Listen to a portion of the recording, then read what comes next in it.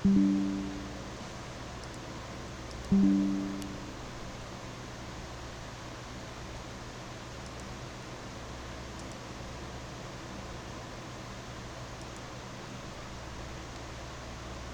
is my screen visible?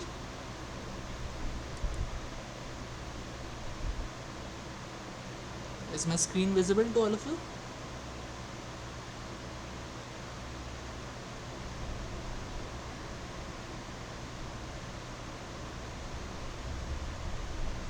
Hello.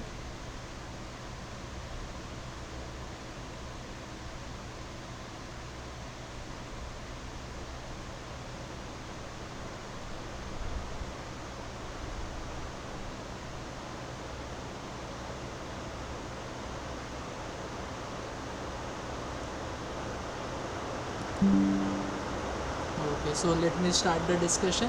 Today we are in week 10, and we are discussing about the subject farm machinery. And this course was taken by Professor V.K. Tiwari, Director IIT Kharagpur, and Professor Agricultural and Food Engineering Department, IIT Kharagpur. And myself, Ayan Paul, I am a PMRF Research Scholar from IIT Kharagpur, and I am the TA for this course. And my duties as a TA is, first I will explain you the summary of all the lectures that are covered in this week 10, and second I will discuss some of the questions that are very similar to your assignment, so that when you will solve your assignment you will not feel alienated. Okay,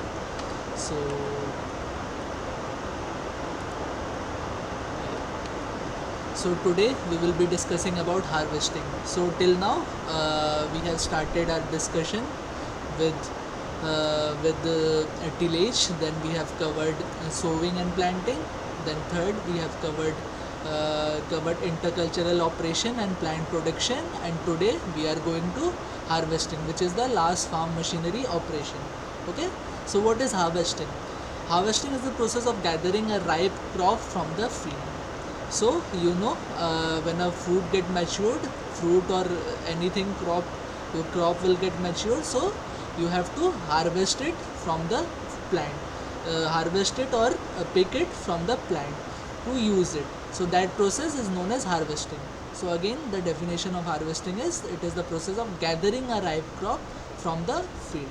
So it is carried out as soon as plant attains its normal maturity with respect to useful requirement of seeds, rhizomes, bulbs, tubers, stems, leaves, stalks, or or other with minimal or with minimum losses.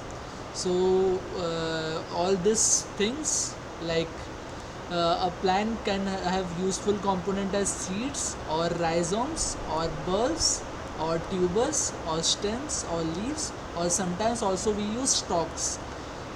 So we have to harvest all these things. So seeds, you all know, like legumes and other crops, we what we get seeds as the main food. Okay. Then rhizomes means uh, rhizomes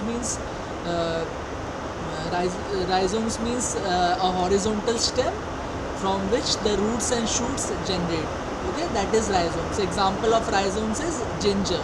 Okay, ginger is a vegetable, so that is the example of rhizome. Then bulbs means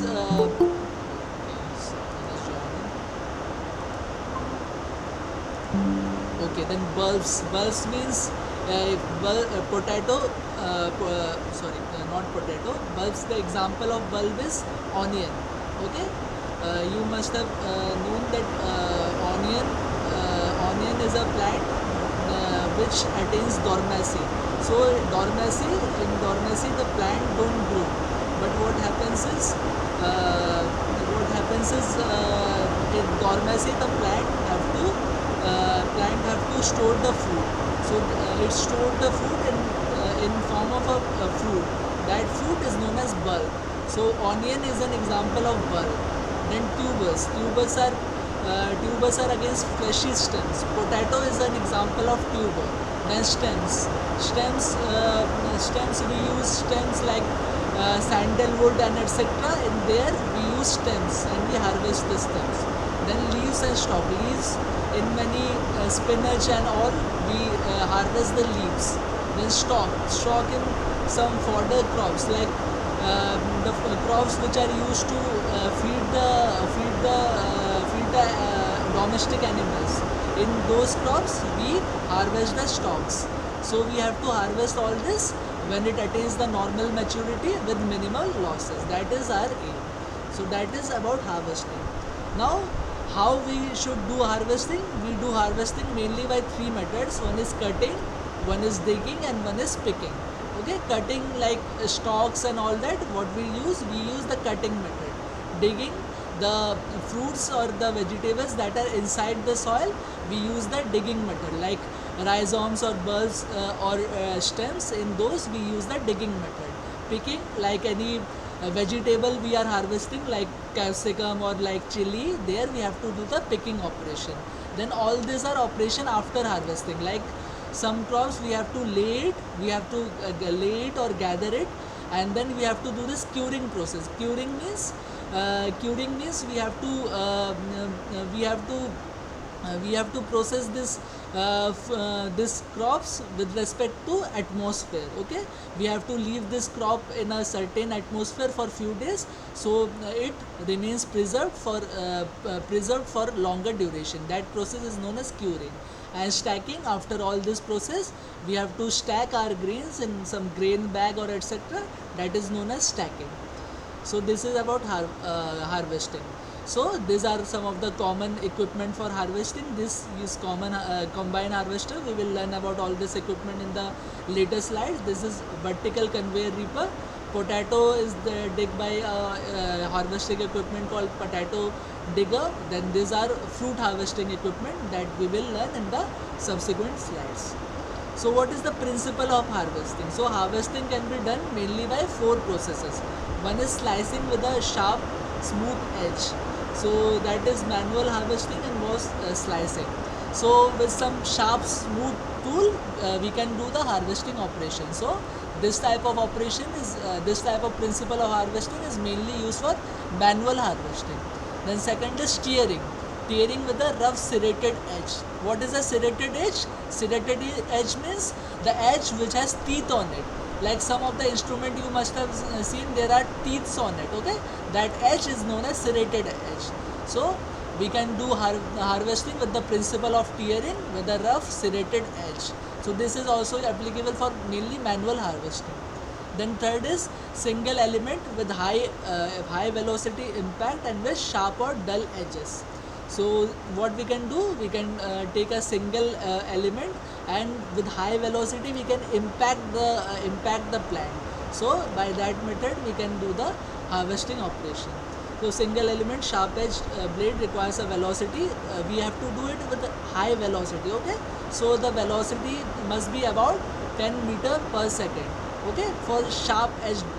But if we are using dull edged single element blade, we have to increase the velocity up to 45 meter per second.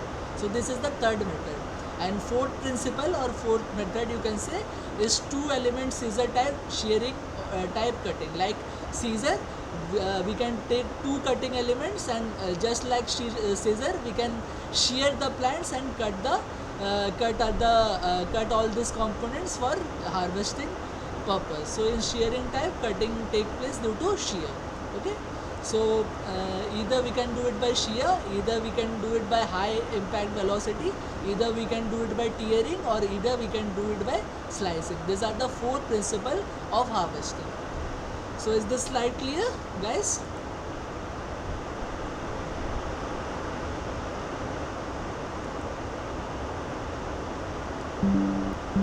Is this slide clear to all of you?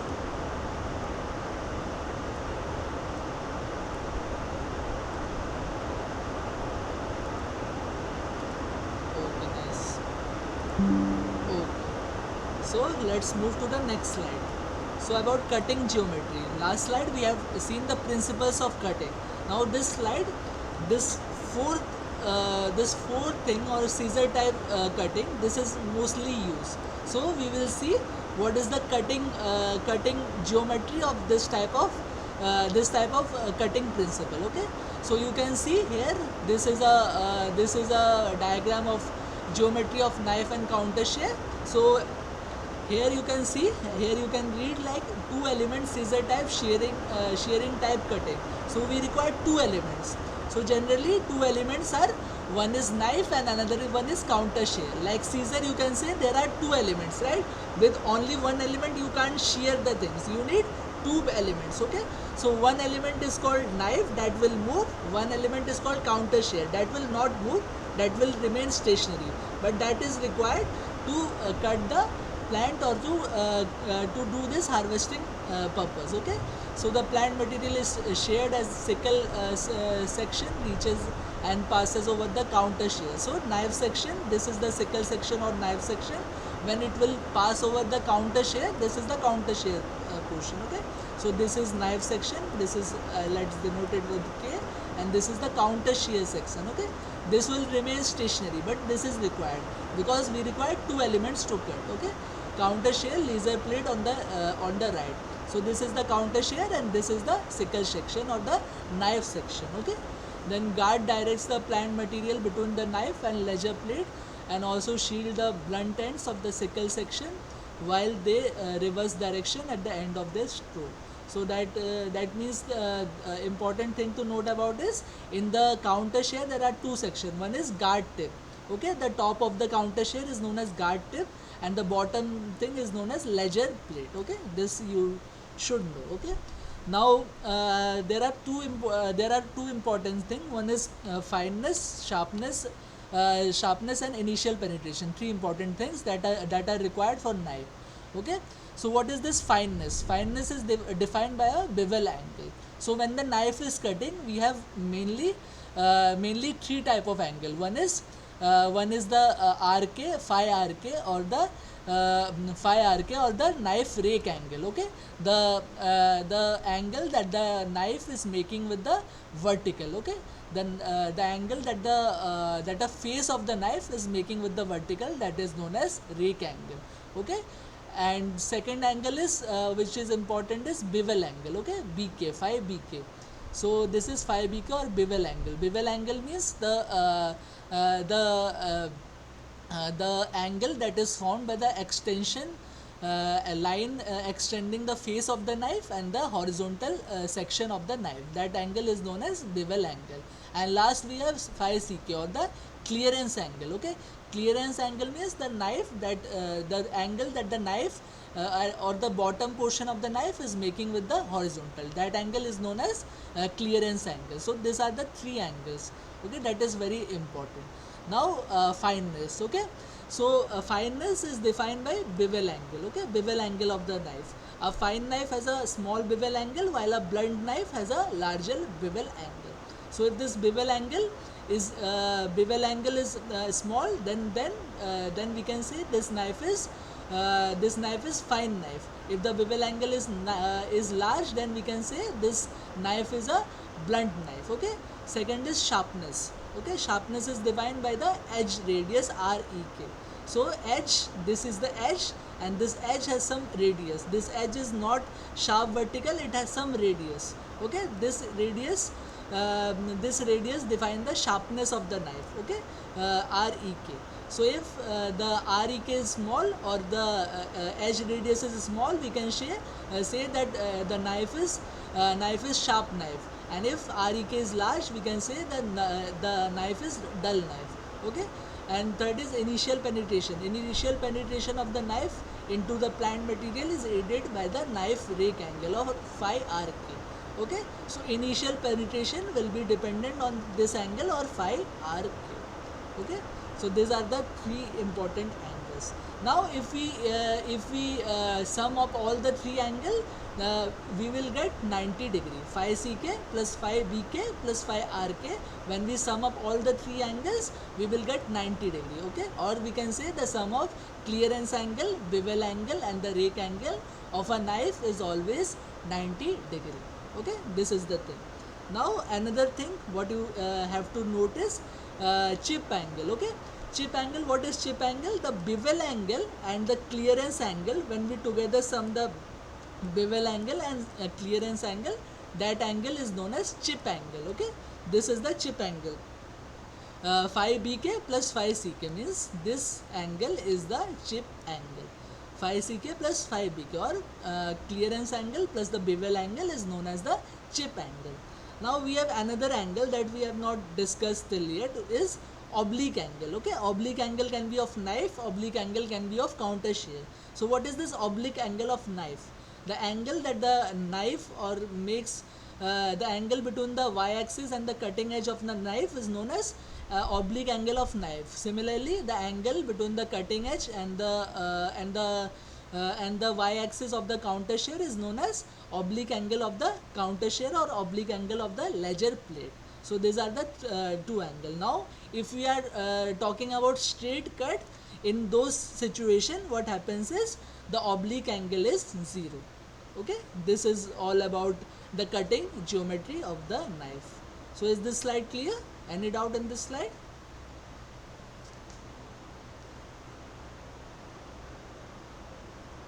Okay, nice. So we will move to the next slide. What are the equipment for forage harvesting? So I have already told you, forage are the fodder crops that is used as a feed for the domestic animals. Okay, like cow, buffaloes, goats. For that we required forage as feed for them. Okay, so this is the thing. So for harvesting of that forage crop, what we use mower. Okay, mower, it is mainly used for harvesting grasses and the forage crop. Okay, like I have told you, it cut the stem up to 30 to 100 millimeter above the ground to make hay or fodder for the cows, buffaloes, or all your domestic animals. We use this equipment called mower. Now there are two common type of mower. One is flail type mower and another one is reciprocating type mower. Okay, so flail type mower, this is the diagram or this is the figure for your flail type mower. This type of mower comprises of horizontal rotor. This marked by 1 is your horizontal rotor with blades about 600 millimeter diameter. So these are the blades. Okay, these are the blades.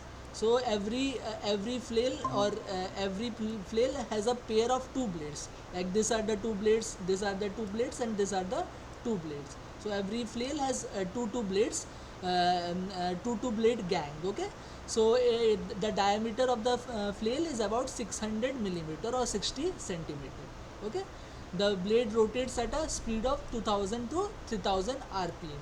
Okay, so this is the speed of the blade. This is all you need to know about flail type mowers. The second most important type of mower is reciprocating type mower. This is the figure for reciprocating type mower.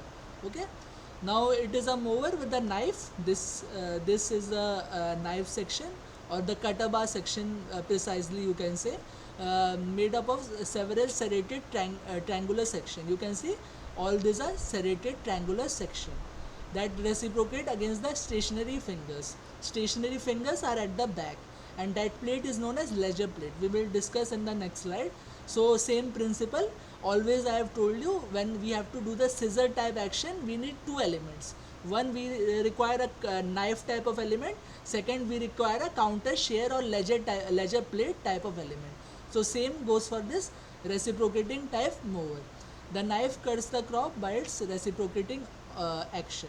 So when there will be a reciprocating action, the knife, here what will happen, the knife plate will move and ledger plate will remain stationary. So by that we will have the cutting action. It is the most common type of mower used for harvesting forage. Standard single stroke cutter of 76.2 millimeter pitch is used for this type of mower. So this is a specification. You no need to worry about this. You just see the diagram and you will figure out the machine. So this is a reciprocating type mower. This is the pitman. Okay, pitman, and this is the cutter bar. Cutter bar is the main section. We will discuss in the next slide. So a mower generally mainly consists of a metallic frame, power transmitting unit, and cutter bar. Cutter bar is the heart of the mower, as I have already told. This is the most important part of the mower. The knife is a metal bar on which blades are mounted, that are triangular shape section. The section of the knife should always stop at the center of the guard on each stroke. So these are some of the component of your cutter bar assembly. So first we have shoe. Okay, what is the function of shoe? Shoe is always provided at each end of the cutter bar. You can see this is the cutter bar. Okay, so shoe is provided at each end of the cutter bar.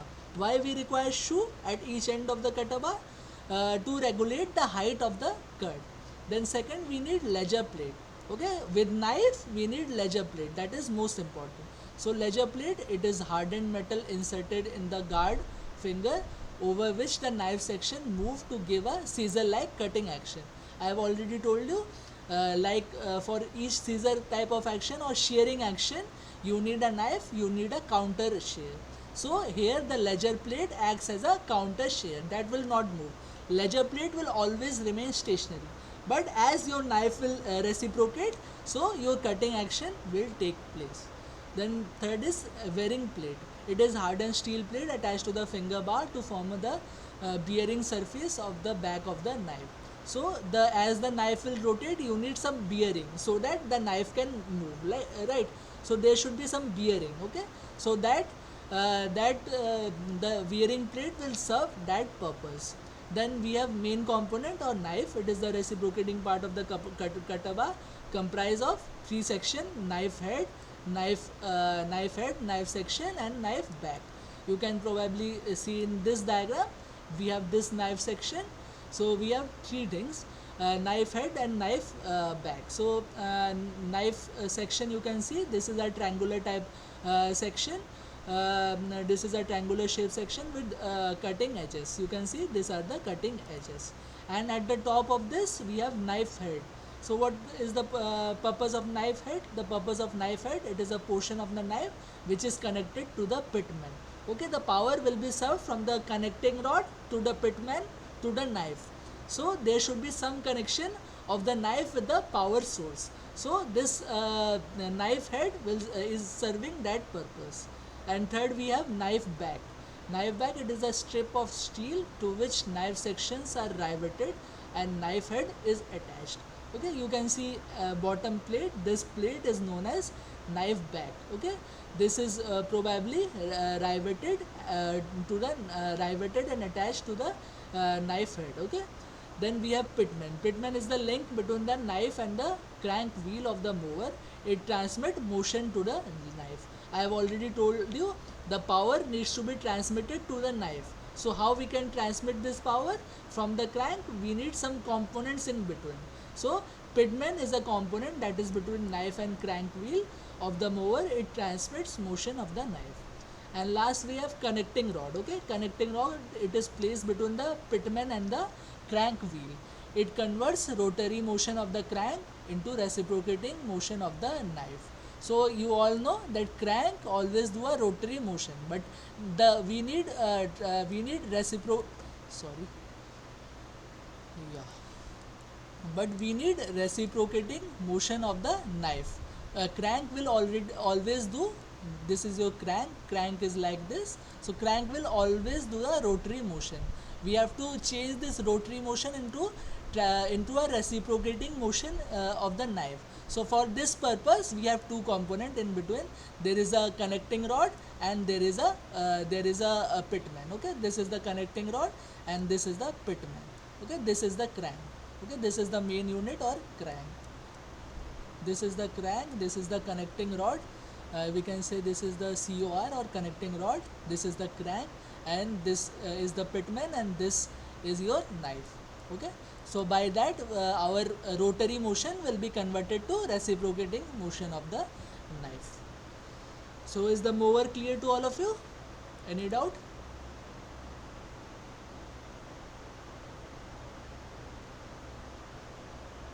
Okay, so I assume no doubt, so we will move to the next section. Okay, now what are the equipment and method for harvesting cereal crop?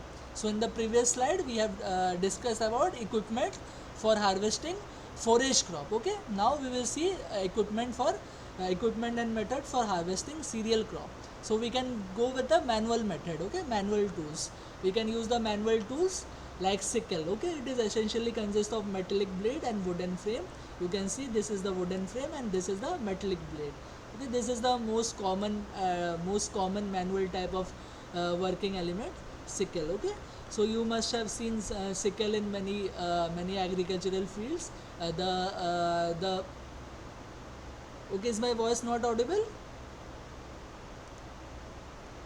Hello, is my voice audible?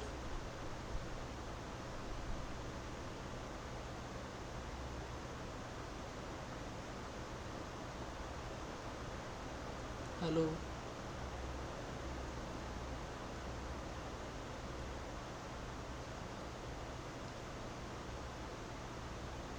is my voice audible, guys?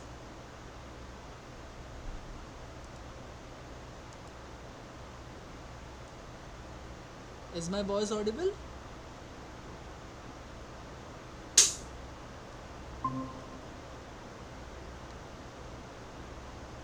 Is my voice audible, guys?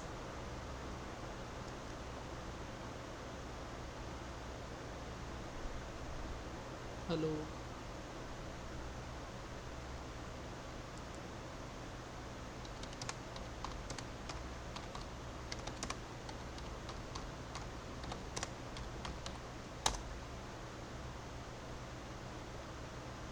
hello.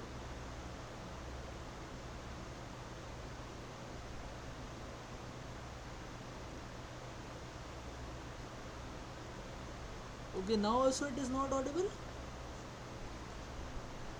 Hello, hello. Should be audible.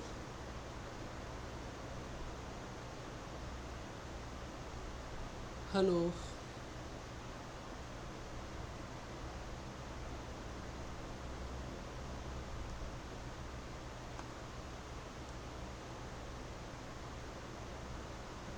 Can Vinesh confirm?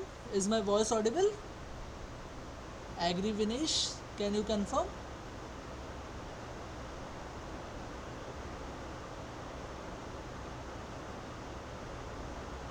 Hello.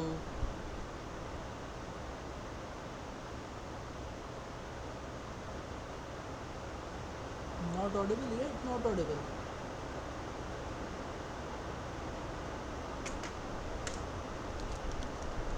Hello, is my voice audible?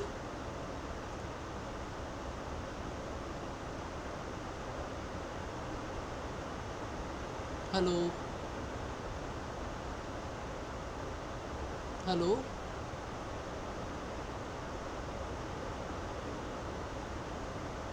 It is not audible. Till now it is not audible.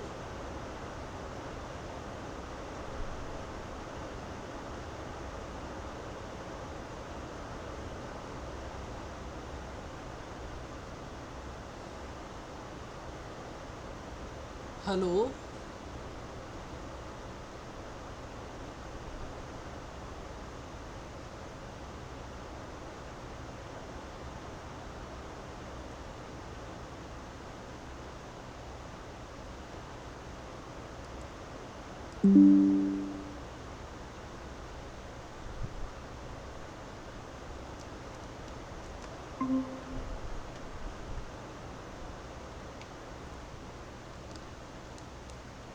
Hello.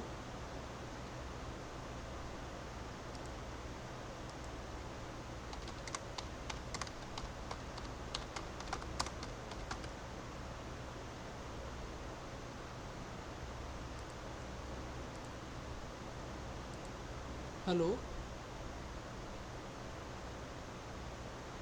Hello. Hello.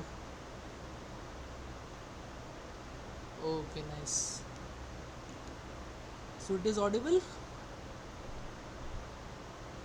Not yet. Okay, let me leave it and again join it.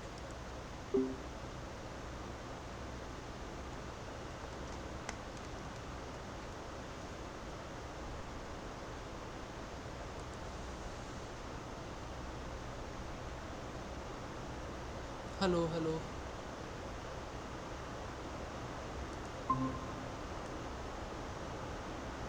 Hello. Is now it is audible or not? Now? Okay, nice. Okay, so we are talking about sickle.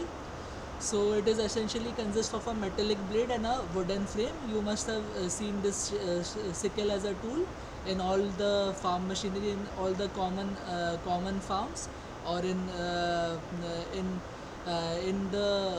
the less area farms where farmers cannot afford big instrument. You must have seen big instrument or equipments.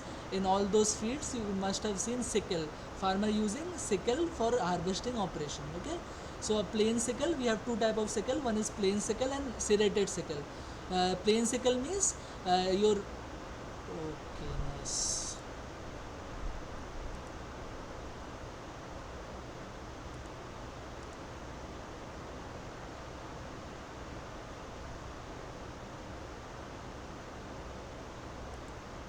Okay, nice. Okay, so plain sickle. So I have told you sickle. Okay, sickle, it is essentially consist of a metallic blade and a wooden frame. You can see this is the metallic blade and bottom is the wooden frame. Metallic blade is used for cutting the plants or cutting or harvesting the plants, and wooden frame is used to hold your sickle. Okay, this is the most common type of implement that is used in farm. And we have two type of sickle. One is plain sickle and another one is serrated sickle. So plain sickle means the edges of this sickle does not have any teeth on it, but serrated sickle means the edges of this sickle has teeth on it. Okay, the edges of this sickle must have teeth like this. Okay, that is known as serrated sickle. So that is the difference between plain sickle and serrated sickle. Now in plain sickle involves slicing and tearing action which causes structural failure in plant's mass due to compression, tension or shear. Okay, and we have serrated sickle. Serrated sickle combines slicing and sawing action. So sawing action, as because of this teeth, you must have seen saws like this. Okay, you must have seen saws like this. So same principle we use in this serrated sickle. It involves combines slicing as well as this sawing action. Okay, this is about sickle. Now second is mechanical equipment. That this is the manual equipment. Sickle is your manual equipment. Now we will focus on mechanical equipment. So mechanical equipment, we have reaper. Reaper are mostly used for cutting the crop at ground level. It consists of crop divider, cutter bar assembly, and feeding and conveying devices. So crop divider, why we require crop divider? Because if our row is if our crops is in different rows, then we have to divide this rows. So for this we require this crop divider. Then cutter bar assembly, same for cutting the things, and then feeding and conveying devices. Because all the grains that has been cut should be conveyed and feed to the storage system. So for that we require this feeding and conveying devices. This is the figure of a reaper. Okay. Now reapers, vertical conveyor reaper. What type of reaper generally we use is vertical conveyor reaper. So this type of machine cut the crops and convey vertically to one end and windrow the crops on the ground uniformly. So what it do is it cut your crops, and then convey vertically. Okay, your conveying should be vertically, because your crops are cut on the ground. So when it is cut, you have to convey your crops vertically. So that is why we call it a vertical conveyor reaper. Then when it is conveyed, it is passed to one end of the machine. So that process is known as windrowing of the crops. Okay. Now collection of crops or making bundle is easy, because we are collecting it at one location, and suitable crops, wheat, rice and other straight crops. Okay. So these are the crops we can use the reaper. Our second machine is reaper binder. The reaper binder consists of cutting as well as binding mechanism which binds the cut crops during the operation. Weight of the bundle is between 4 to 5 kg. So reaper binder is an advanced form of reaper.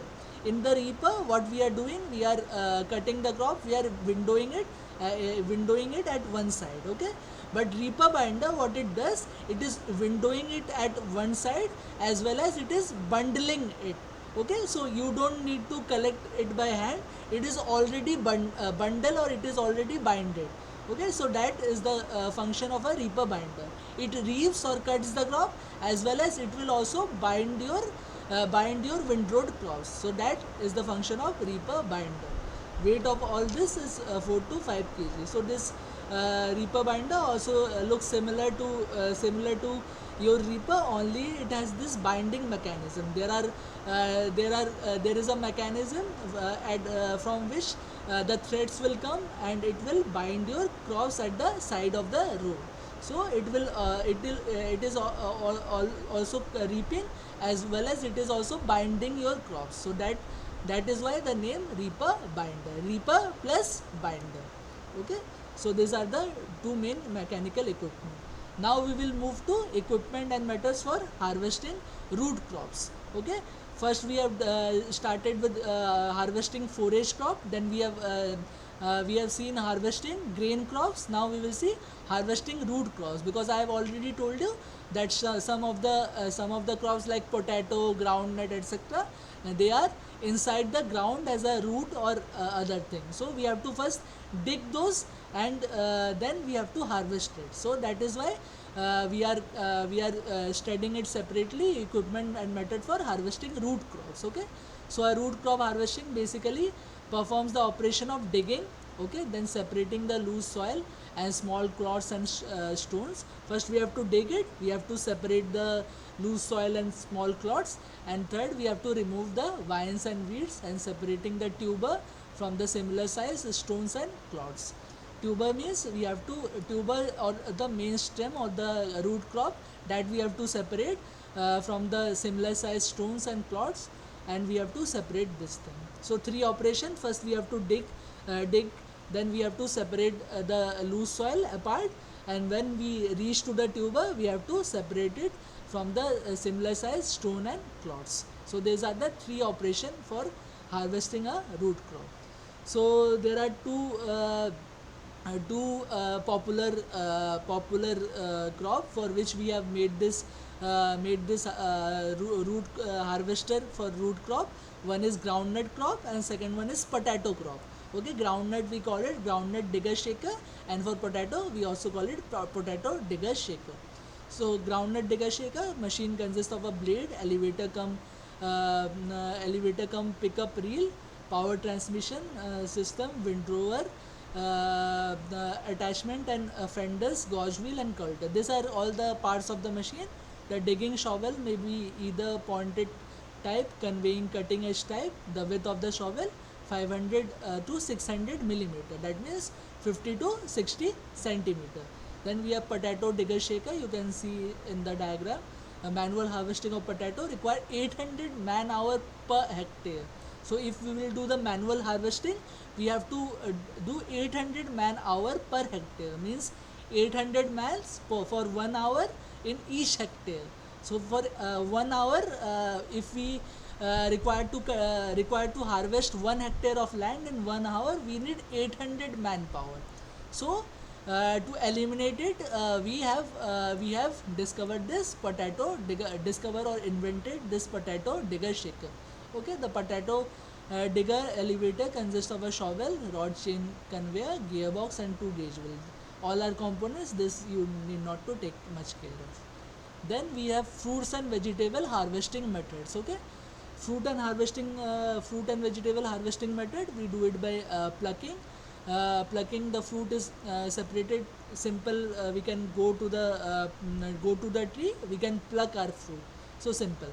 The fruit is separated from the plant tree by giving a farmer a stronger pull, okay, as it is connected with the stem by a peduncle. So you have to pick it or strongly pull it or pluck it by hand. The fruit is held firmly in the hand of the worker after pulling. So simple, you need to go to the fruit, you need to simply strongly pull it so that the fruit is plucked in your hand. So this is a method. Now the thing is, for this plucking, our fruits are generally at a higher height, okay, at a height much above the ground. So we have to reach the fruit. How we can reach the fruit? We can reach the fruit with the help of ladder or elevator, okay. This is the ladder or elevator. By this ladder or elevator, we can reach at every point of the tree, and we can pluck our fruit. Now, mechanical fruit picker or harvester. This is a power operated wheeled unit with hydrostatic ground wheel driven system.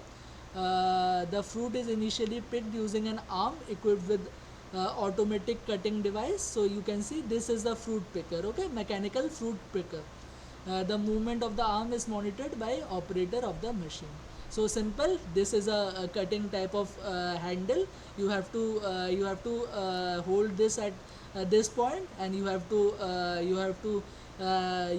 point it towards the peduncle. When the peduncle is reached, there is a button at the bottom, and when you will press the button, there is a scissor type action will take place, and your fruit will fell on the ground. So this is a mechanical fruit picker harvester. Then we can do the shaking operation. Okay, shaking operation. This occurs when fruits are made to detach from the tree as a result of shaking, vibrating, or of the particular branch trunk of the tree. Okay, like we cannot reach at that point by elevator or something. So what we need to do, we need to shake the tree in order the peduncle will get weaker, and it will automatically detach from the plant. Now for this shaking operation, the main problem is when we are shaking the tree, when the fruit will fell on the ground, there will be bruises on the fruit, and the fruit will not be of good quality. Okay, it will deteriorate quickly. So to prevent this deterioration, what we can do, we can have a catcher. Okay, what the catcher will do, the catcher has a vibrational mechanism. Okay, so the vibrational mechanism will shake the tree, and a catcher is in the shape of like your hand catcher. Okay, like you simply like you catch a cricket ball. Similar concept is applied here. We have made a catcher for the fruit. This catcher is mainly made for mango, but we can use it for different type of fruit. So when the tree is shaken by vibration of this catcher, your fruit will fell on this catcher. So you can catch all those fruits, and you can dump on the ground. So that by the use of this, your fruits will not get bruises, and your fruit will be of good quality. So these are the three methods we use for harvesting of fruits and vegetables. Okay. So any doubt in all this mechanism for harvesting? Okay. Okay, nice. Now we will move on to the combine harvester. Okay. Now harvesting is not itself completed. After harvesting of grain, you have to do two different operations. One is threshing, and second one is winnowing. What is threshing? Threshing is the detachment of the grain from the stalk. So what happens? You must have seen rice stalks. Okay, rice stalks. In rice stalk, your rice will be at this position, like this. Okay, so this. So harvesting, when you are doing harvesting, your harvester is cutting the stalk. Okay, but your grains are still not separated. So to separate the grain from the stalks, that process is known as threshing operation. Okay, second is winnowing. In threshing operation, your stalks will be your hay will be separated from the stalks, but your grain is still not separated. So to separate the grain, sorry, in threshing only, okay, let me delete it. Yeah, in threshing only, your grains will be separated from the stalk, and also the grains will be separated from the shaft. but where your grains will be collected, in that at that point there will be chaff also, there will be grains also. Okay, so we have to do the cleaning operation to separate the chaff from the grain. So that process is known as winnowing. In winnowing we use winds, we use wind, and by that wind, when we will do the winnowing operation, as the grain mass of the grain is larger than the mass of the chaff, your chaff will get separated from your grain. So after harvesting we have to do this two operation. Now our researchers and scientists have come with the proposal that why don't we do all the three operation together, that why don't we do harvesting, threshing and winnowing together. So by that we have come with the concept of combine harvester. Okay, this is your combine harvester. So function of combine harvester, it cuts or picks, windrow and convey the crop. So up to this is your harvesting portion, but after that your combine harvester also do the threshing operation. Then it separates the seeds and chaff from the straw. Then last it do the cleaning of the chaff and other debris from the seed bagging. So all the processes after harvesting, your combine harvester cover all the function after the harvesting operation also. So that is why the combine harvester is very popular. So again I am repeating, what happens is, harvesting means only you are cutting the stalks only, but your grains are not separated from the straw. Grains are not separated from the straw, and your grains are not separated from the chaff. So to separate the grains from the straw, we have to do an operation called threshing operation. Then to separate the grains from the lighter chaff, we have to do operation called winnowing operation. Okay, so combine harvester is an equipment that combines all the operation, harvesting as well as threshing as well as winnowing. So all this operation it combines by a single harvester. So that is why it is known as combine harvester, because it is combining all the operation together. So that is the concept of harvesting, that is the concept of combine harvester. Okay, so you can see this is the diagram of combine harvester. You can see all the components of combine harvester that is listed below in a very nice fashion. So this is known as reel. Okay, reel is the first component that is in contact with the plant. Okay, this is the reel. Okay, then when the reel will rotate, this reel will cut the crop, and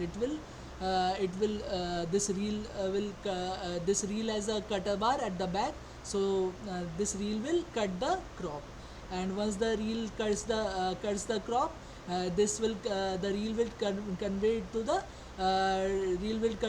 the grain conveyor. And there is a auger, this auger is between. So this auger will power the grain conveyor. Okay, and then we have a stone trap, because there can be some stones in the field. So to collect these stones, we have a stone trap. Fifth, then threshing drum, I have already told you. Your harvesting means your plant is cut from the straw portion. Okay, your plant is cut from the stalk portion, but to separate your grains from the straw, we have to do this threshing operation. So threshing is done by a threshing drum, and at the bottom of the threshing drum is your concave. Okay, so what happens is, if your threshing drum will move, there is a concave below the threshing drum. So this concave and this threshing drum has very small clearance. So when your grain stalks will come in between, it will do the threshing operation. That means your grain will be separated from your straw. Okay, and after your grain separated from the straw, these grains and straw will move to the this component is known as straw walker. Okay, in straw walker, what happens is, there are sieves in the straw walker. So your straw will be walked to the back portion of your combine harvester, and due to the sieves sieves or small opening at the straw walker, your grain will fall to the next sieve. Okay, there are two sieves below the there are two sieves below the straw walker also. Why we require two sieves below the straw walker? These sieves will do the cleaning operation. So what happens is, there is a blower or fan also. So this blower will or fan will do the winnowing operation. So smaller chaffs will get separated from the grain at this position. But still what happens is, we can have some debris that are in size similar to that of grain. Okay, so by this blower wind, we cannot blow those stones or gravels. Okay, so for that we require two sieves at the bottom of this straw walker. Okay, and after that, when all our operation will be done, this grain will be collected. Okay, and this grain will be fed to this grain tank. Okay, this grain need to be stored at a position. So this grain will be feed to the grain tank by a grain auger. Okay, so this is the complete operation of your combined harvester. So here it is shown by a diagram. You can see this is the header unit. Okay, this unit is known as the this unit is known as the header. Sorry. Yeah,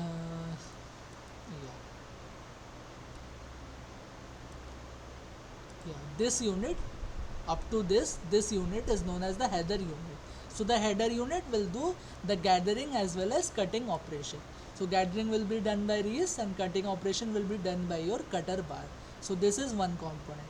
A second component is your feeder house. A second component is your feeder house or conveyor. Okay, this is the feeder house or conveyor. What it will done, it will collect all your grains, all your cutting material, and it will convey it to the thresher portion. Okay, this unit is only for conveying from header unit to the threshing unit. Then we have threshing unit. Threshing unit consists of a threshing cylinder and as well as a concave. Okay, so this is the threshing unit.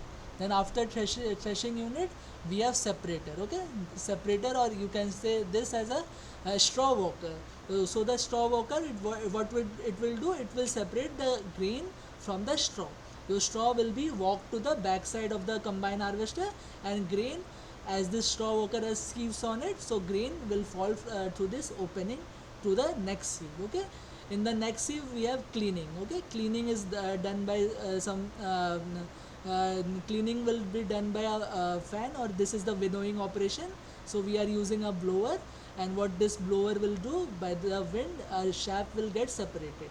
But still, if your shaft is not getting separated from the grain, we have two additional sieves. Okay, we have two additional sieves. So this sieve will do the separation of this grains from the shaft that is not separated from the blower, as well as it will do the separation from any gravels that is of the size of a seed. So that could not be separated by your blower, because blower will only blow lighter elements. But if your elements are heavier, like if your elements are heavier, some gravels or something, so for that we required the other two we are requiring the other two sieves. Okay, this is known as shoe. This green portion is known as straw walker, and these two sieves are known as shoe. Okay, cleaning shoe. Okay, these two sieves are known as cleaning shoe, and this is known as straw walker. Okay, this green sieves are known as straw walker, and these two sieves are known as shoe. Okay, then after our grain is separated, we have to convey it to the grain tank. Okay, conveyed by a conveyor to the grain tank. Grain tank is used for storage, and then after storage, when our grain tank is full, we have to unload our grain tank by a unloading auger. So this is the complete operation of the combine harvester. So any doubt in this slide? Any portion, any doubt?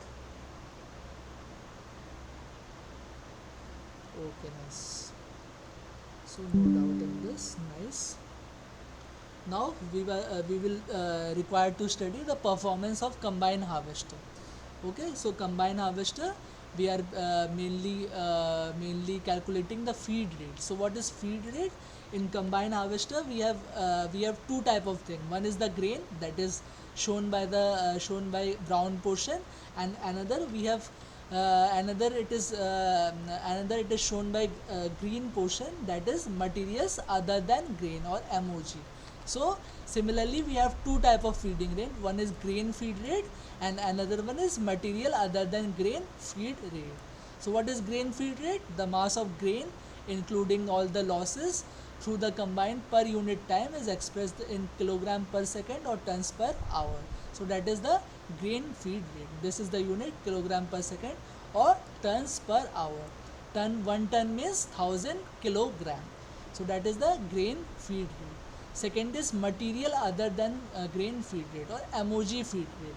So what is material other than grain feed rate? The mass of material other than grain passing through the combine. What are the material other than grain? We can have straw, we can have chaff, we can have some stones. So all this together is known as material other than grain. So the mass of material other than grain passing through the combine per unit time is known as material other than grain, or MOG feed rate. Now total feed rate. Total feed rate is the sum of grain feed rate plus sum of material other than grain feed rate. So that is total feed rate. Also we sometimes express this total feed rate in ratio. How we express it? We express this as material MOG divided by G, or MOG ratio G. So that is total feed rate. So that is the total feed rate. So we have three feed rate. One is grain feed rate, second one is material other than grain feed rate, and third, if we combine grain feed rate and material other than grain feed rate, we get this total feed rate. So we have three feed rates. So again I am repeating: grain feed rate, the mass of grain including the processing loss passing through the combine per unit time is known as the grain feed rate. Material other than grain feed rate, as you have already seen in the previous slide, apart from grain we have material other than grain. Also that feed rate is known as material other than grain feed rate, or MOG feed rate. Okay, MOG, material other than grain.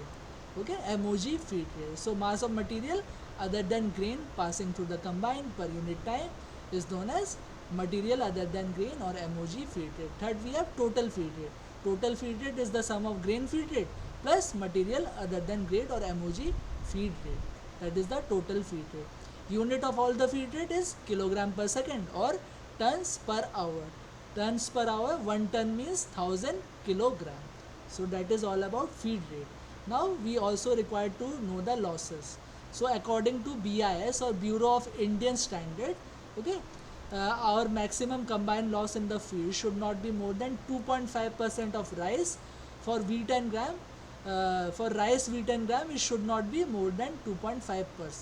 And for soybean, your losses should not be more than 4%. So that is according to our BIS standard, or Bureau of Indian Standard. Now what type of losses we have?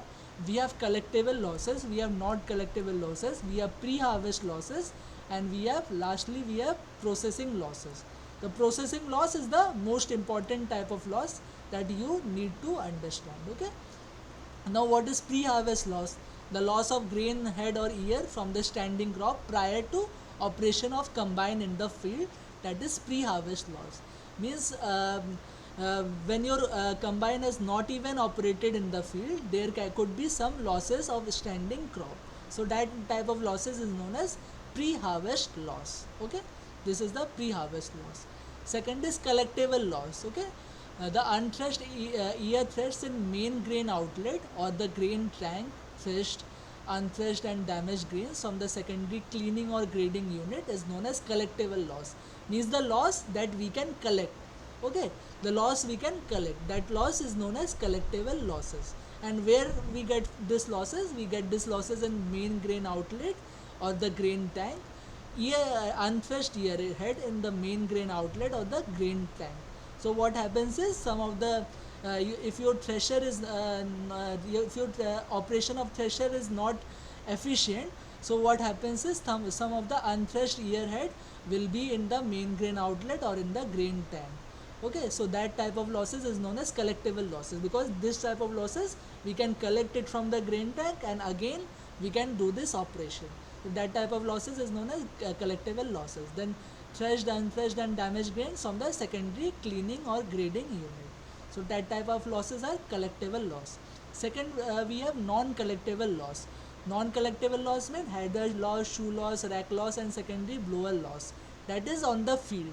So as this losses, as this grains or all this losses will be on the field, so we cannot able to collect this losses again. So that type of losses is known as non-collectible loss. Pre-harvest loss I have already discussed.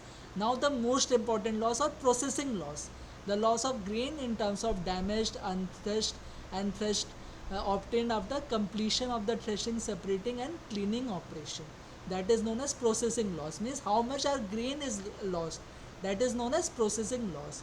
So our processing loss can happens at 4 stages. Like I have already told you, we have 4 stages of our combine harvester. This is known as header. Okay, then this portion is known as thresher, this portion is known as straw walker, and this portion is known as shoe. So we have 4 important components: header, then thresher, then this is known as straw walker, and this is known as sheaves or shoes. Okay, shoe. So we can have loss in this part or header loss, we can have loss in this part or thresher loss, we can have loss in this part or straw walker loss, or we can have loss in this part or shoe loss. So we have 4 type of losses during our 4 type of losses termed as processing loss. So again, header loss, loss of grains and ear heads being shed and left over on the ground as a result of operation of cutter bar and header unit. So loss that we are getting at the header, that loss is known as header loss. Second, we have cylinder loss. Cylinder loss, the loss of unthreshed heads and damaged grains passing out of the threshing cylinder, rack and shoe is known as cylinder loss. This is not rock, this is rack, R-A-C-K. Okay, this is a typing mistake. This is rack, R-A-C-K, rack. Okay, not rock, R-A-C-K, rack. So this type of loss is known as cylinder loss. Why it is known as cylinder loss?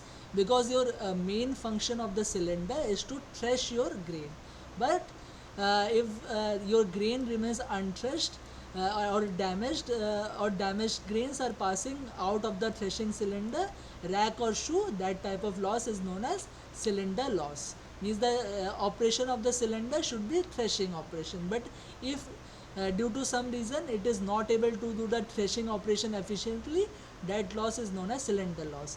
Then rack loss. What is the function of rack? The function of rack is to separate your straws from the grain. So the threshed grain passing out of the straw is known as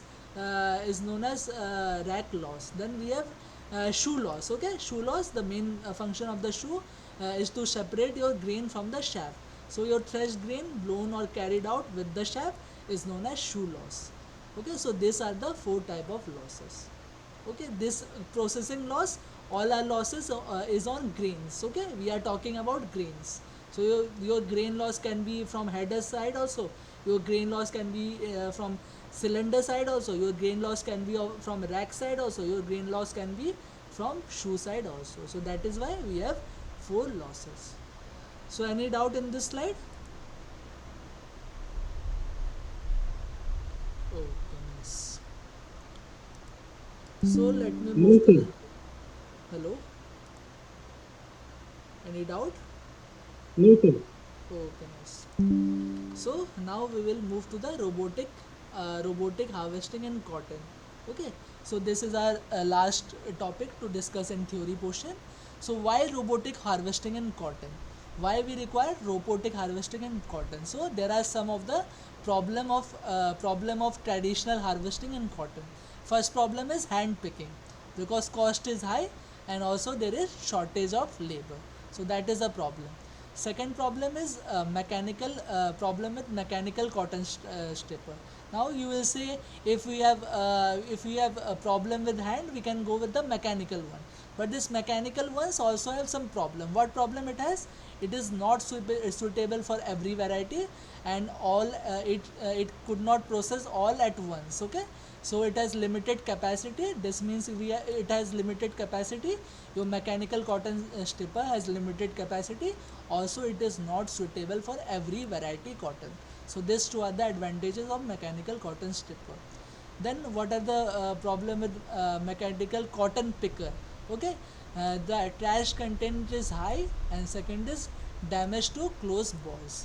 So what happens is the trash content is high in this mechanical cotton picker, and also damage to closed balls. Okay, like cotton is always in balls. Okay, in the balls there is cotton inside it. Okay, so what happens is this mechanical cotton picker can damage this closed balls means this balls has not even matured. So if we harvest this balls, this is some kind of loss. Okay, so that is a problem with mechanical cotton picker. Now problem in the other existing machine, capacity is less and not ergonomically suitable. Ergonomically means human safety. Human safety, ergonomically not suitable means this existing machine do not have human safety measures. Okay, so this is another problem. And last problem or advantage of this is the advantage of robotic harvesting, can work in place of manual labor, less losses and selective picking. So these are the advantage of robotic harvesting. Now what is a robot? Robot is a machine that replaces human effort. Now you will tell any machine, if it is replacing human effort, we can call it a robot. No, we can not call every machine as a robot. We can only call machine as a robot when it is reprogrammable. Okay, this word is very important, reprogrammable. Okay, reprogrammable, programmable.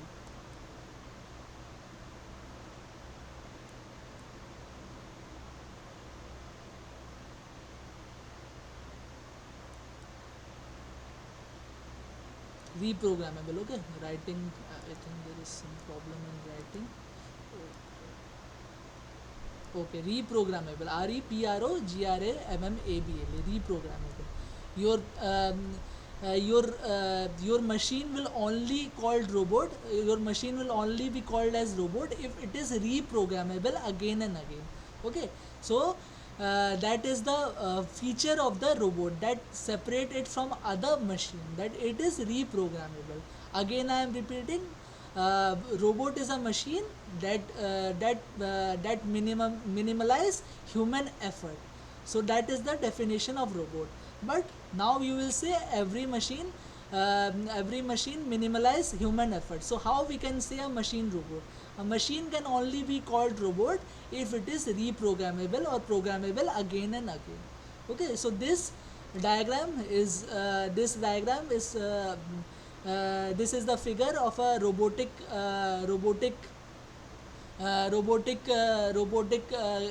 cotton harvester that is developed in the IIT Kharagpur.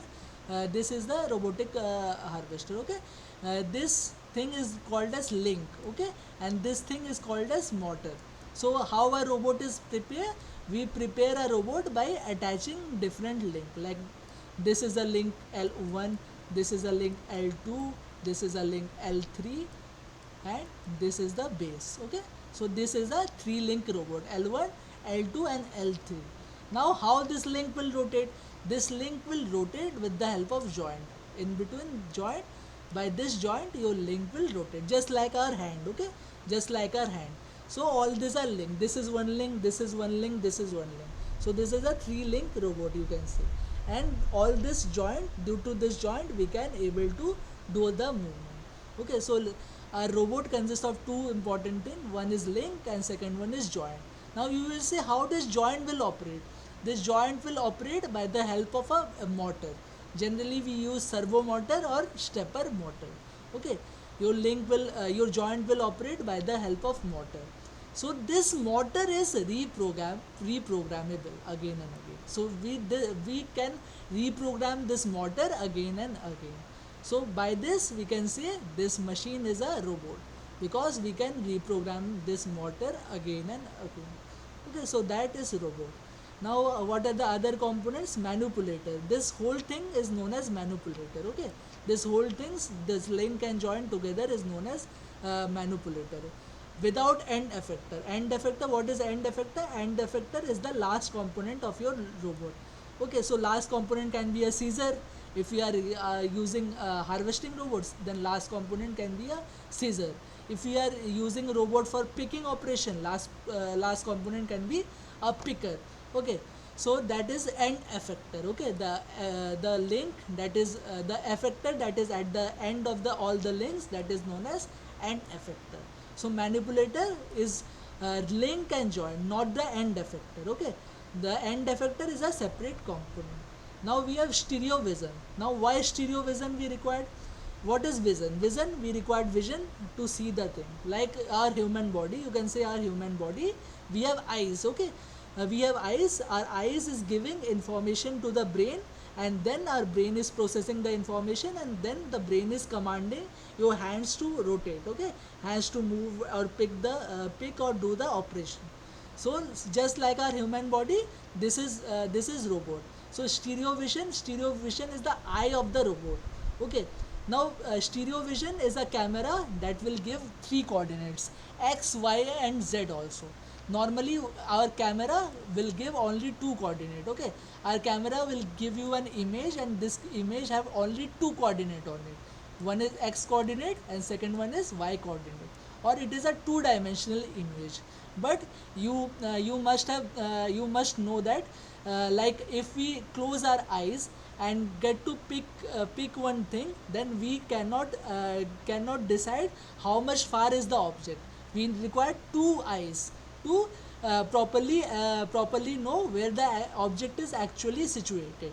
So similar with robot. If we use only vision camera, then we could not able to detect how much far is the object.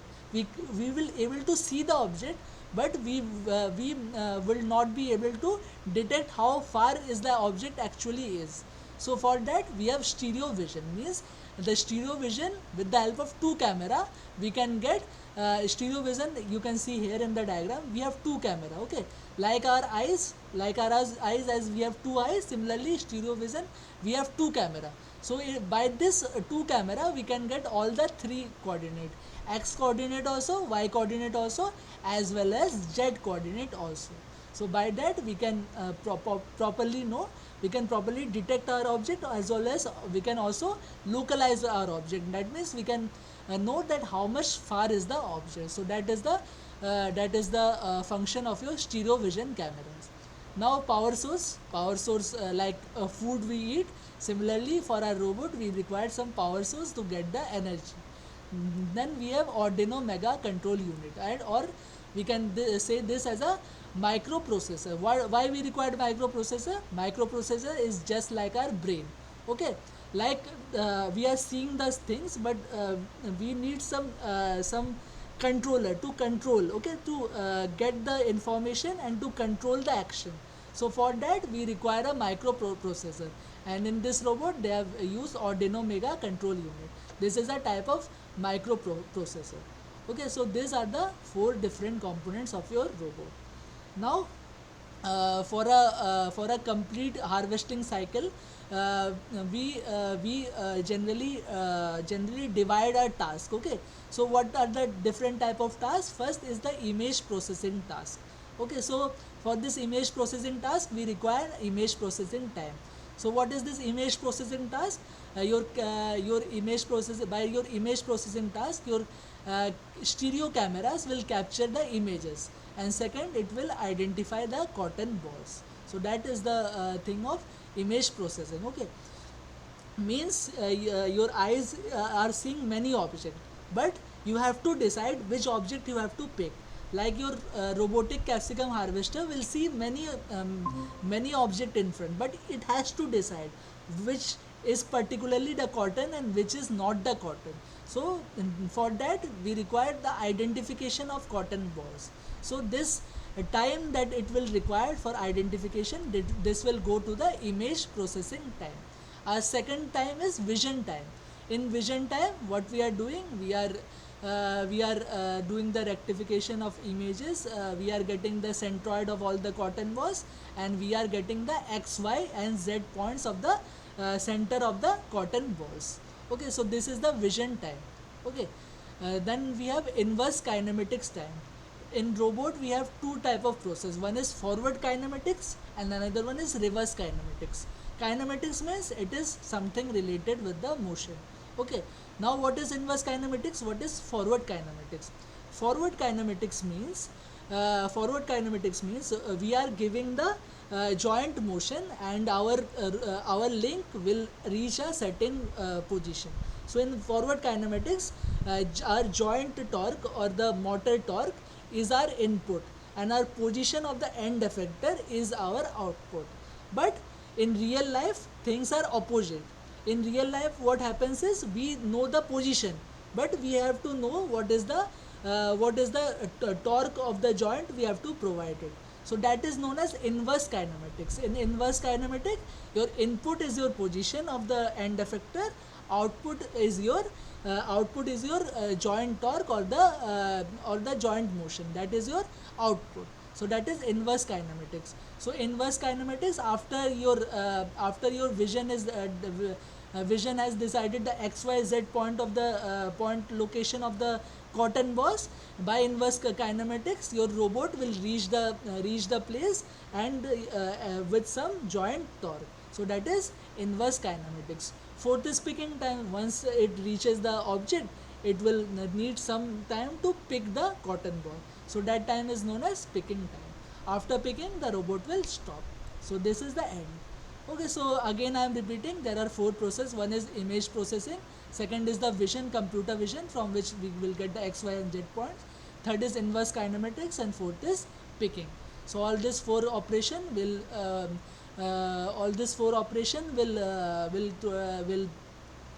accumulate it and complete your process of harvesting. So this is the complete harvesting cycle and time. So is this slide clear? Any doubt in this slide? No, sir. Okay, nice.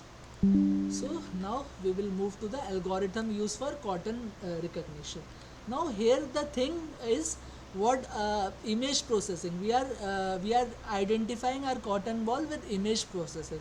Now what exactly happens in image processing? How your camera will know where exactly is this object exactly cotton or it is not cotton? How your machine will decide? So that we will study by this algorithm. So your algorithm, it first collect your input color image or the RGB image. RGB image means any 2D image is known as RGB image. Why it is called RGB image? Because it has three main channel. One is the red channel, second is the green channel, and third is the blue channel. That is why RGB. So your camera will collect your images, and it will split, your algorithm will split it into three color component, that is R, G, and B, red, green, and blue. Then pixel wise processing of the image that we will discuss. And once it is doing pixel wise processing, there are two type of decision that your algorithm will take. Either it will take A decision or it will take B decision. So what is A decision? A decision is R equal to G equal to B equals to 1. What does this mean? You know if we mix all the three color in equal proportion, okay, if we mix all the three color in its maximum proportion, RGB equals to 1, the color we get is white. Okay, so the color we get is white. Now if we mix all this RGB in zero proportion, 0 0 0, the color we will get is black. So how we are identifying thing? We are identifying thing by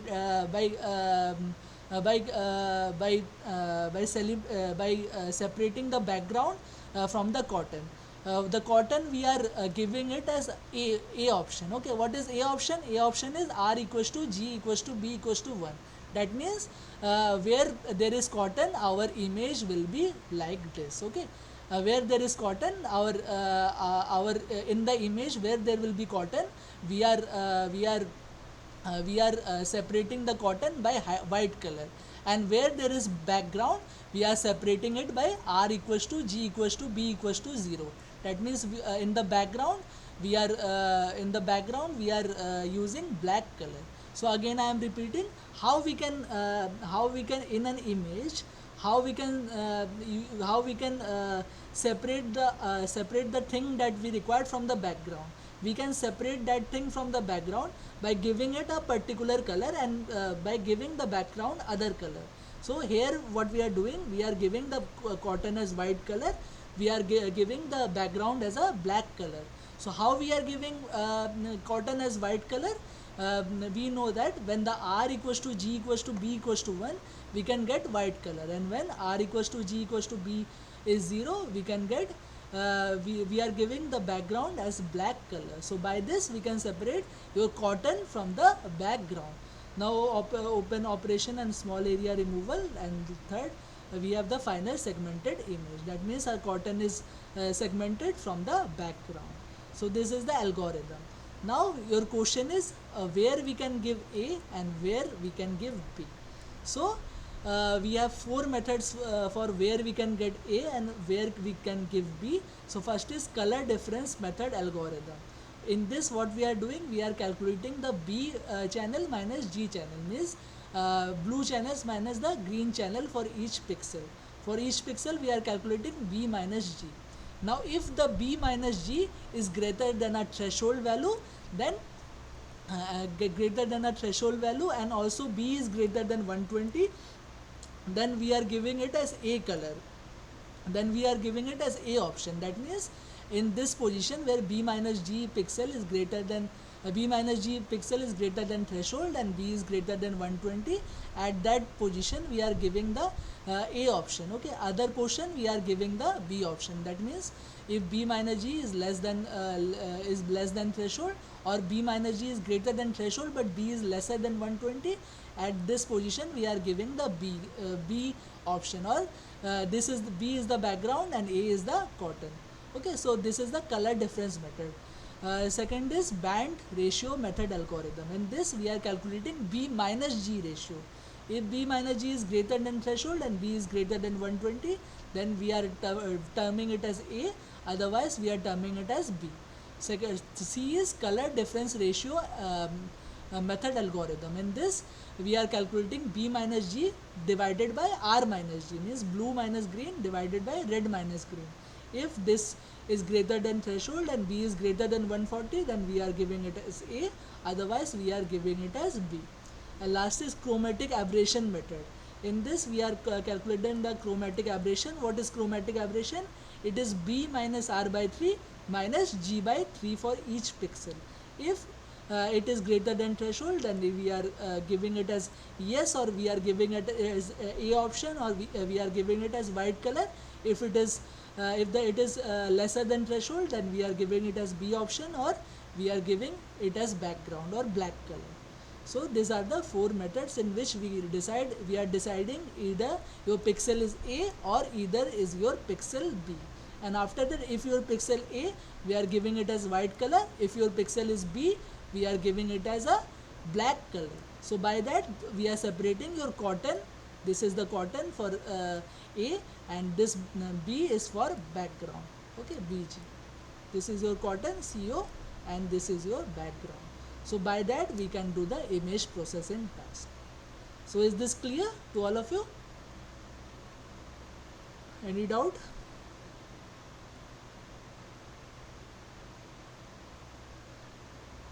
Hello?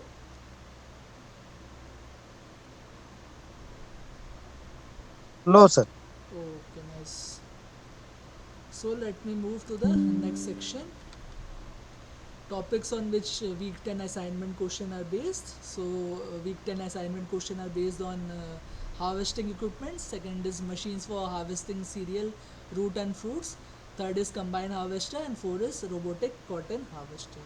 Okay, so question number 1, the part of the cutter bar assembly over which knife section move to give a scissor like cutting action is known as A is your guard, B is your leisure plate, C is your wearing plate, and D is your knife back.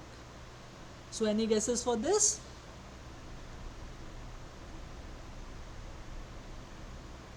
Any guesses for this question? B option. Yeah, B option. Gautam is telling C option. Okay, so B option is right, not C option. Wearing plate is a part of the knife only. Okay, the back side of the knife is known as wearing plate. But ledger plate is your counter shear. So I have already told you, in scissor type action you need two cutting element. One is knife and the one is counter shear. And counter shear in this cutter bar assembly, counter shear in this mower is known as ledger plate. Okay, so the function of the ledger plate is it will not move, but the knife will move over the ledger plate to have the shearing option, to have the shearing action. So option B is your right answer. So ledger plate, it is a hardened metal inserted in a guard finger over which the knife section moves to give a scissor like cutting action. Okay, so this is important. So this is the function of the ledger plate. So option B is your correct answer. Okay, now let me move to the next question. Which type of motor is used in robotic cotton harvesting arm? Option A is induction motor, option B is brushless DC motor, option C is servo motor, option D is stepper motor. So any guesses for this? Okay, no problem. So servo motor is your correct answer. In robot, we generally use servo motor or we use the stepper motor. Okay, but stepper motor we generally use it at the end effector. But for joint, we generally use the servo motor. Okay. Now the servo motor serves as an indispensable component within a robotic cotton harvester, offering precise control, feedback mechanism, ample torque. This is very important. Torque is very important. Ample torque, durability, energy efficiency, and this is robotic robot. Your machine can only be called robot if it is programmable. So servo motor is programmable. That is why we generally use servo motor, or we use stepper motor. Stepper motor generally we use for end effector, but for normal joint we use the servo motor. Now all this theory is written. This is not necessary. So servo motor is your correct answer. Option C is your correct answer. Okay. So any doubt in this?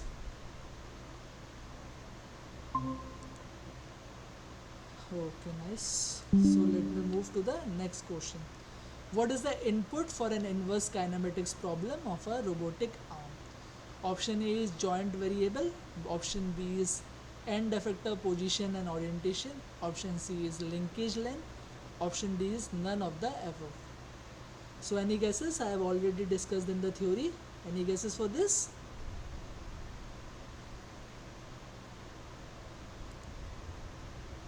Any guesses?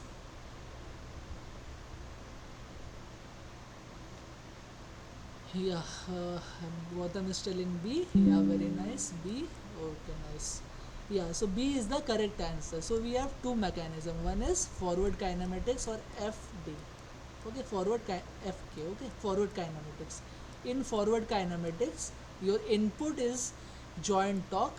Okay, input is joint torque, and output is your end effector, EF, end effector, position and orientation. So this is forward kinematics, but in robotics we generally use the inverse kinematics or IK. Inverse kinematics is the opposite of this forward kinematics. So in inverse kinematics, your end effector, position and orientation is your input, and joint torque or joint angle is your output. Okay, joint torque or joint angle is your output. So this is inverse kinematics. So option B is your correct answer. So your input is end effector, position and orientation. Output is the joint torque or joint angle. So this is about forward kinematics and inverse kinematics. Okay. So option B is your correct answer. So any doubt in this? Forward kinematics and inverse kinematics. Any doubt?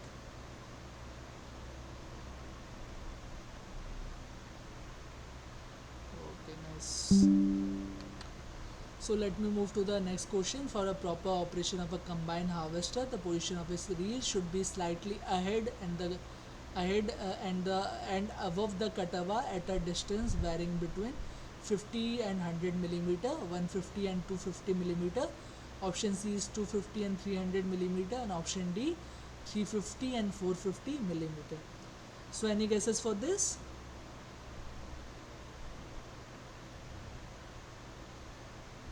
Yeah, okay. So no guesses, no problem. So this is about position of the reel of a combine harvester.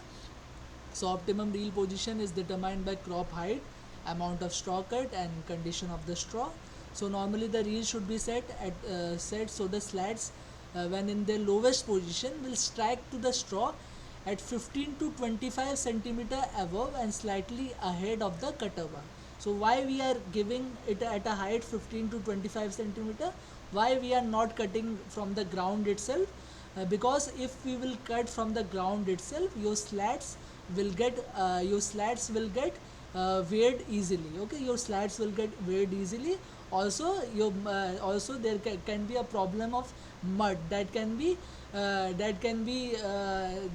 accumulated on your reels. So to avoid it, what we do is we position our reel in such a way that it will strike the straw at 15 to 25 centimeter above and slightly ahead of the cutover.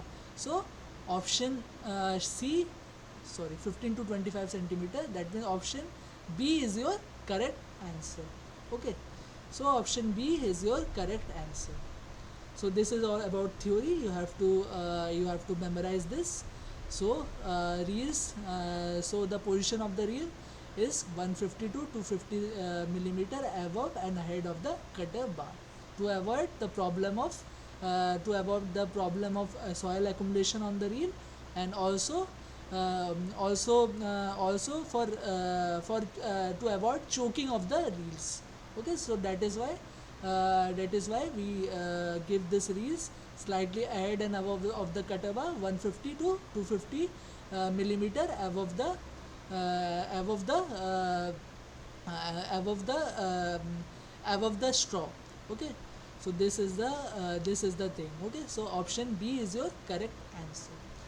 Now let me move to the next question. The relationship between rake angle, bevel angle, and clearance angle, phi ck, is given by, these are your three options.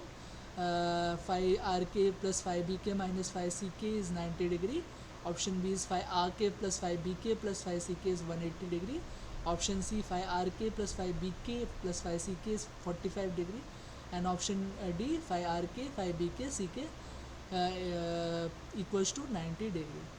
So Gautam is telling D, and yeah, D is the correct answer. I have already discussed it in theory.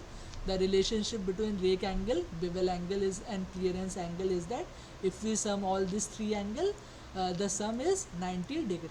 You can also see in the diagram also the sum of clearance angle, bevel angle, and rake angle is 90 degree. So option D is your correct answer. Okay, so option D is your correct answer. And the thing is, bevel angle and clearance angle, when we club this together, we call it as chip angle. So phi rk plus phi chk is also equal to 90 degree. So that can be asked in your exam, that what is phi rk plus phi chk. Then you have to understand is what is phi chk. Chk is chip angle, and chip angle is the sum of bevel angle and clearance angle. So phi rk plus phi chk is equal to 90 degree. That is also true. So that you have to memorize. Okay, so this is question number 5. So any doubt in this? Okay, nice.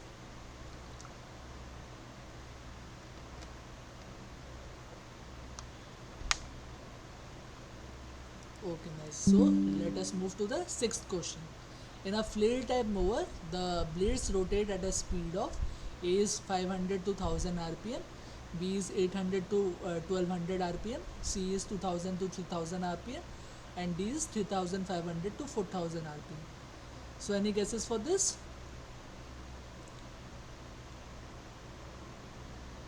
Okay, no guesses. So this again is a memory based question. You have to keep it in mind. The blades of the flail mower rotates at a speed of 2000 to 3000 rpm.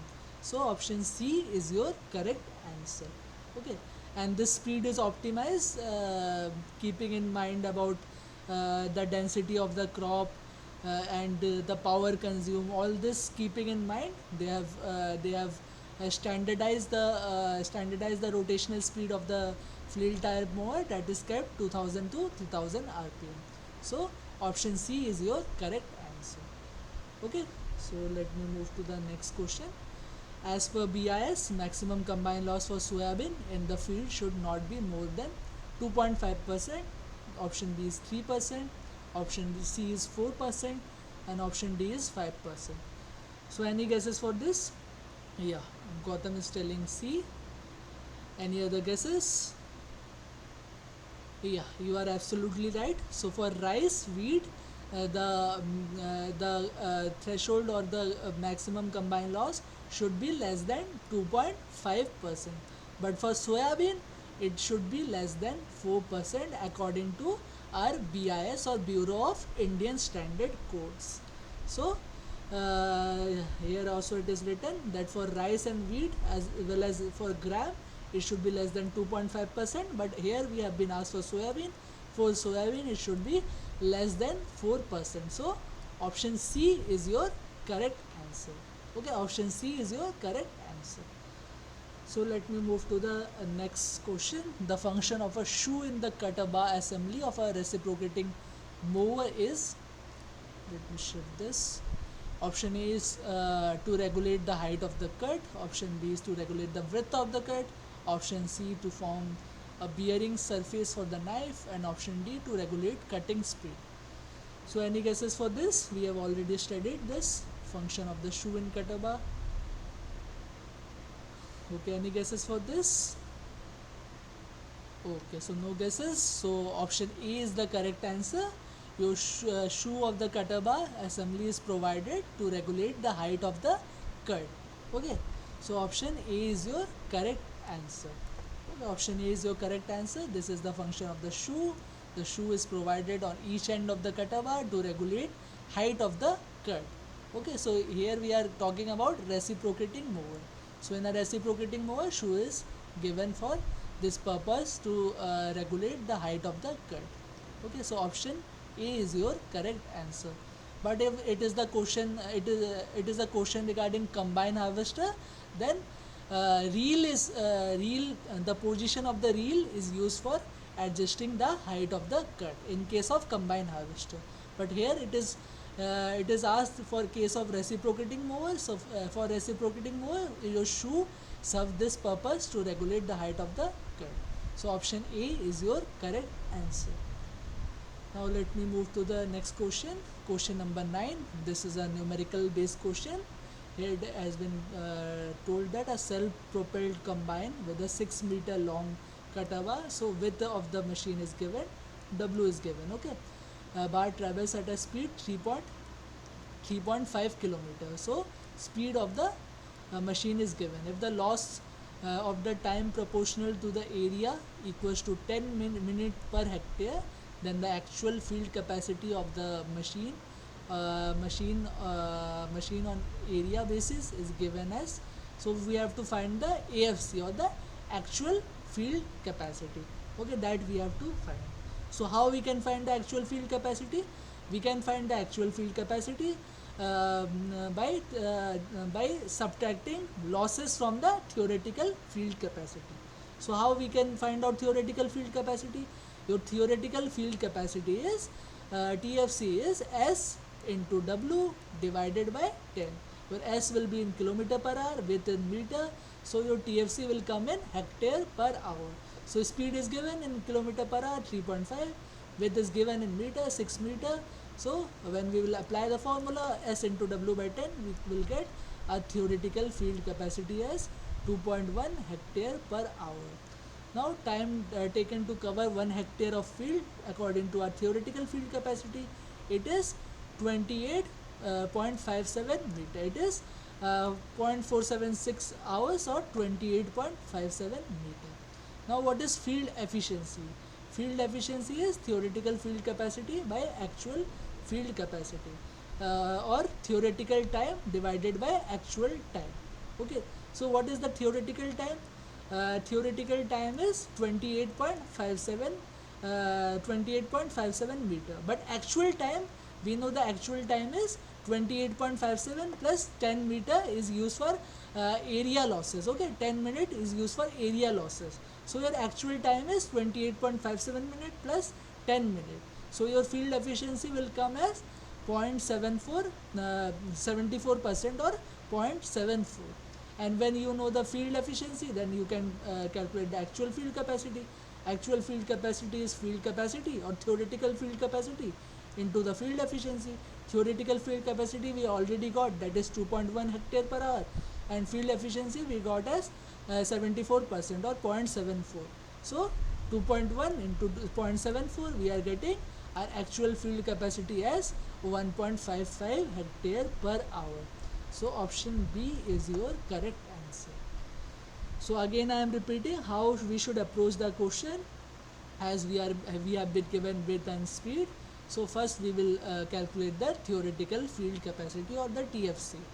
How we can find theoretical field capacity?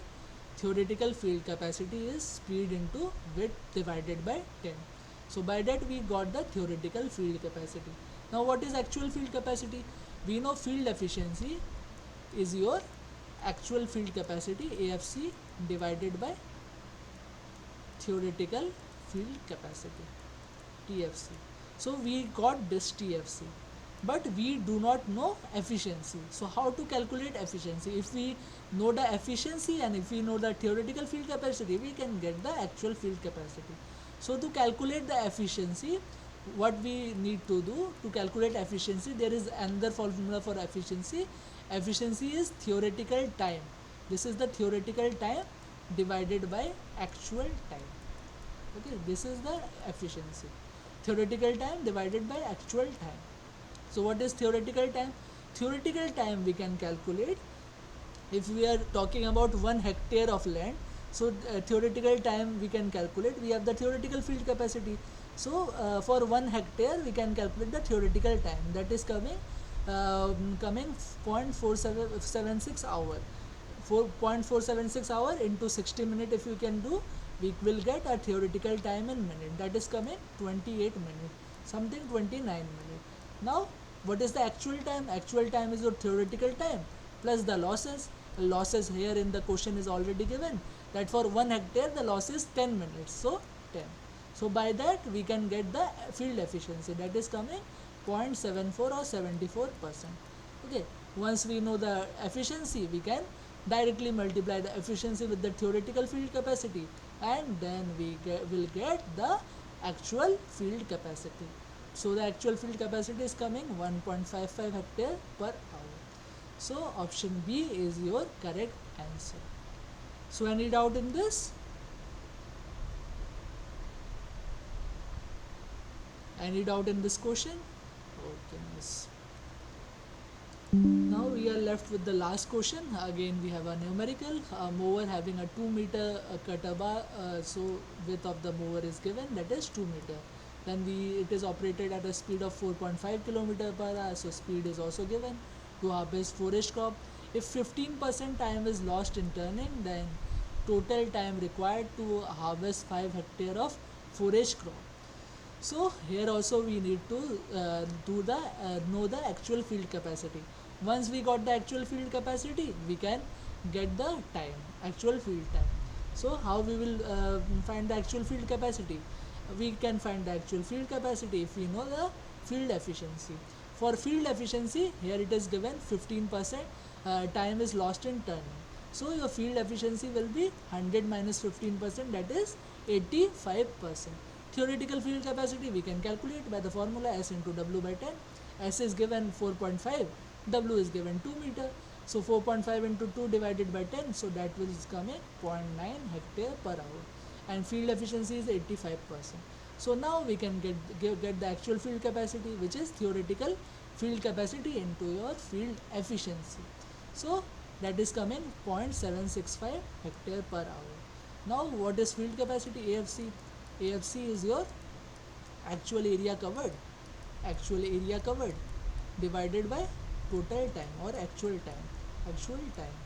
So we are required to calculate the actual time. We know the actual area, that is given 5 hectare per 5 hectare. Okay, this is given as 5 hectare. AFC we have calculated as 0.765. So this we know, AFC we know, AA we know. So we can get the AT. AT will be 5 divided by 0.765, and when you will do the calculation, you will get 6.54 hours. So option D is your correct answer. Option D is your correct answer. So again, question based on field capacity. So any doubt in this question?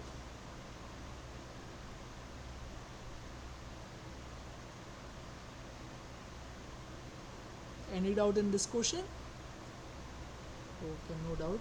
So any doubt in today's class?